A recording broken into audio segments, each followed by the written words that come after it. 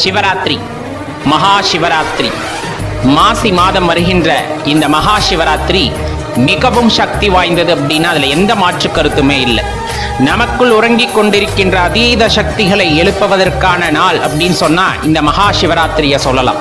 நமக்குள்ள இருக்கின்ற அந்த ஆற்றல்கள் மேலெழும் நாள் அப்படின்னாலும் இந்த மகா சிவராத்திரியை குறிப்பிட்டு சொல்லுவாங்க. இது பெரும்பாலும் பார்த்தீங்க அப்படின்னா உடலுக்கு பலவிதமான சக்திகளை வாரி வழங்கக்கூடியது. நமக்குள் இருக்கின்ற உயிர் சக்தியை தட்டி எழுப்பக்கூடிய நாள் அப்படின்னு சொன்னா இந்த நாளை நம்ம குறிப்பிட்டு சொல்லுவோம்.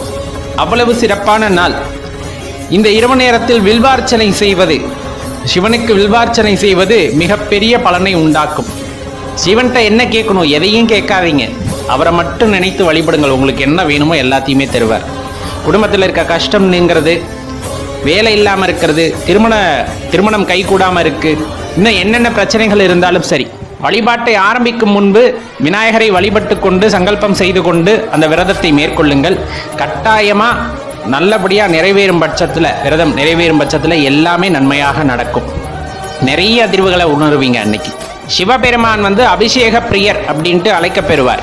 அதனால பார்த்தீங்கன்னா இந்த சிவராத்திரி அன்று நடக்கின்ற 4 கால பூஜைகளில் உங்களால் முடிந்தால் அபிஷேகத்திற்கு என்ன பொருள் குறைந்தபட்சம் வாங்கி தர முடியுமோ ஆலயங்களுக்கு வாங்கி தாருங்கள். இல்லையா, முடிந்த அளவுக்கு வில்வம் வாங்கி கொடுக்க முடியும், கட்டாயமா வில்வத்தை வாங்கி கொடுங்கள். எல்லா நன்மைகளும் உண்டாகும் அப்படிங்கிறத நல்லா தெரிஞ்சுக்குங்க. ஏன்னா அன்னைக்கு இந்த பிரபஞ்சம் முழுவதும் ஒரு நல்ல அதிர்வுகளால் சூழப்பட்டிருக்கும். அப்படிங்கும் போது அந்த வழிபாடுகள் எல்லாமே உத்தமமான பலன்களை நமக்கு ஏற்படுத்தி தரும். அப்படிங்கிறனால தான் இந்த மகா சிவராத்திரிக்கு அதிமுக்கியத்துவம் நமது முன்னோர்களால் கொடுக்கப்பட்டிருக்கின்றது. அந்த சிவராத்திரி தான் மகா சிவராத்திரின்னு குறிப்பிடுவோம். அதற்கு அதிமுக்கியத்துவம் காரணம் மிகவும் சக்தி வாய்ந்த நாள் அப்படின்ட்டு குறிப்பிடுவாங்க.